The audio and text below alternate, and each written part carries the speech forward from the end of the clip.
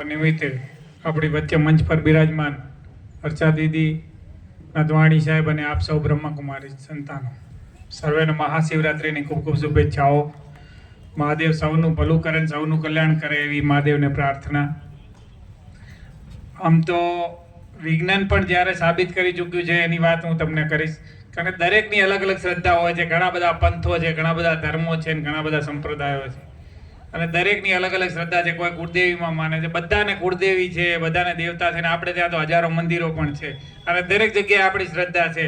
અને જ્યાં શ્રદ્ધા છે ત્યાં વિશ્વાસથી આપણા કામ પણ થાય છે અને આપણે શરીરે સુખી અને સર્વ વાતે સુખી રહીએ છીએ. પરંતુ જ્યારે શિવના દિવસની વાત આવે છે કે આજે શિવરાત્રિ છે એટલે શિવનો મહિમા, ત્યારે આપણે શિવના જ ગુણગાન ગઈએ અને શિવમય થઈ જઈએ એવી અપેક્ષા છે.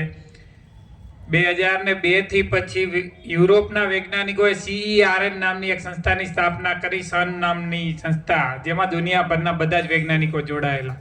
અને તમે બધાએ પણ ન્યૂઝપેપરોમાં અને અવારનવાર ટીવીમાં સમાચાર જોયેલા હશે, એની જ વાત કરું છું.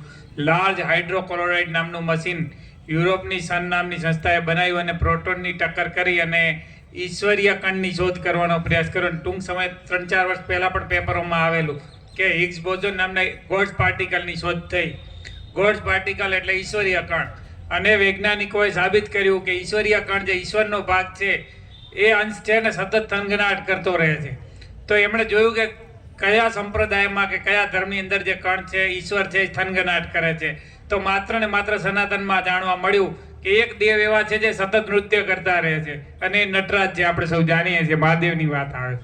તો એમણે ગોડ્સ પાર્ટિકલનું નામ હિગ્સ બોઝોન રાખ્યું, કારણ કે એની અંદર સૌ પહેલા વૈજ્ઞાનિક હતા એ યુરોપના વૈજ્ઞાનિક હિગ્સ હતા અને બીજા ભારતીય વૈજ્ઞાનિક હતા સત્યનારાયણ બોઝ.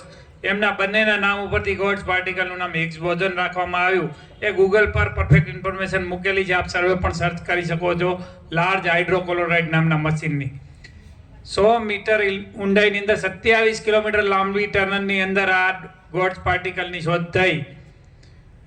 પ્રોટોનની ટક્કર કરીને એ લોકો બિગ બેંગનો પ્રયોગ ફરીથી દોહરાવવા માંગતા હતા, પણ ક્યાંક બ્લેક હોલ ના સર્જાઈ જાય એની ચિંતામાં ને ચિંતામાં વારંવાર એ પ્રયોગ કરવામાં આવ્યો અને અંતે જ્યારે પ્રગટીકરણ કરવામાં ત્યારે નટરાજની શોધ થઈ કે ભગવાન ખુદ શિવ છે, એ ઈશ્વર છે.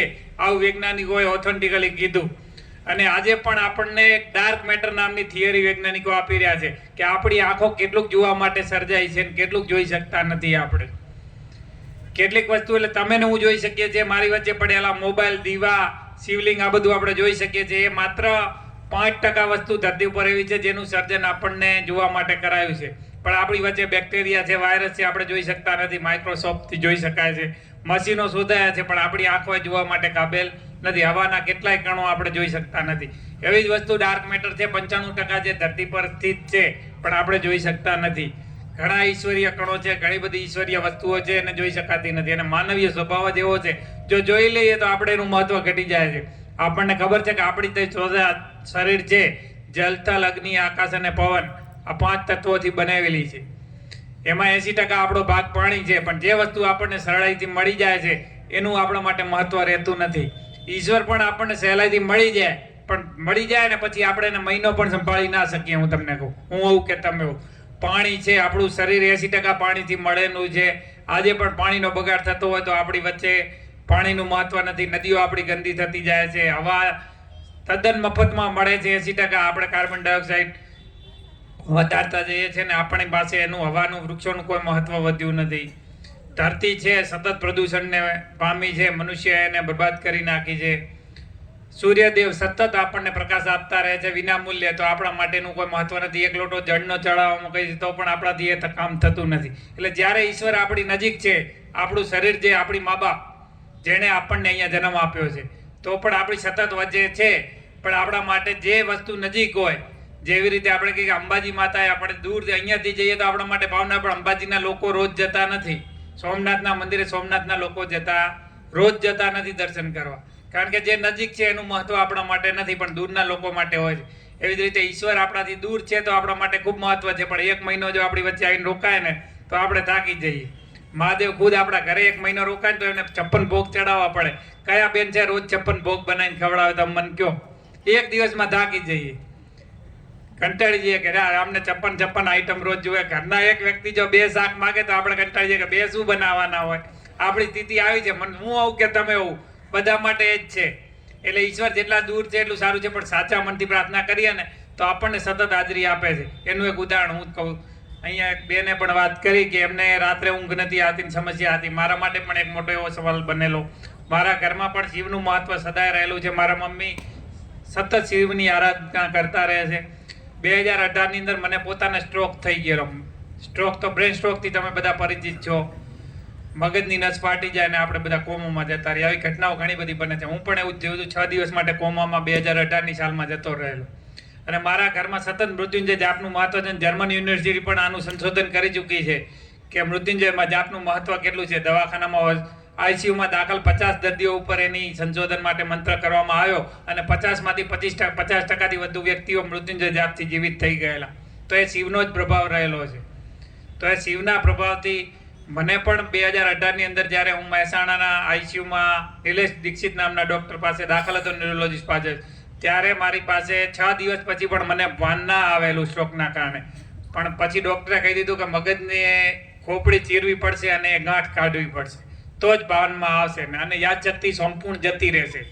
આવી અવસ્થાની અંદર મારા પરિવાર પાસે કોઈ ચાળો નહોતો, કારણ કે ભાનમાં ના આવે તો ડેડ જાહેર કરવામાં આવે, તમને ખબર હશે.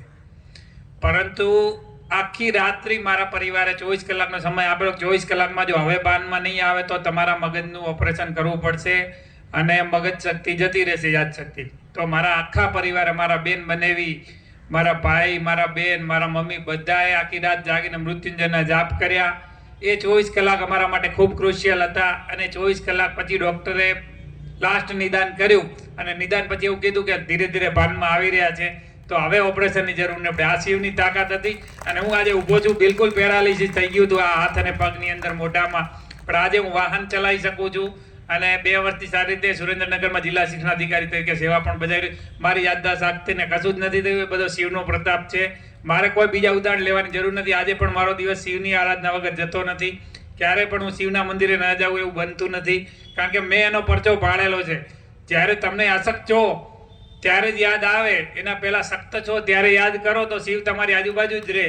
તો તમે બધા સદા શિવને માનતા રહો. અને શિવ છે જ, એના માટે પુરાવાની કોઈ જરૂર નથી. મેં પોતે અનુભવ કરેલો. તમે સતત કરતા રહેશો, કારણ કે જ્યારે પણ તમારી આત્મા તકલીફમાં હોય ત્યારે તમારી વચ્ચે પરમાત્મા આવે, પણ એ શ્રદ્ધાથી આવે, નહીં કે અંધશ્રદ્ધાથી. તમે શ્રદ્ધા રાખો તો તમારી આજુબાજુ શિવ રહેશે. અને આજના દિવસે મહાશિવરાત્રિની ફરીથી બધાને ખૂબ ખૂબ શુભેચ્છાઓ સહ વિનમું છું. જય હિન્દ. ખૂબ ખૂબ આપનો ઓજા સાહેબ, ખૂબ ખૂબ ધન્યવાદ. બહુ સરસ વાત કીધી.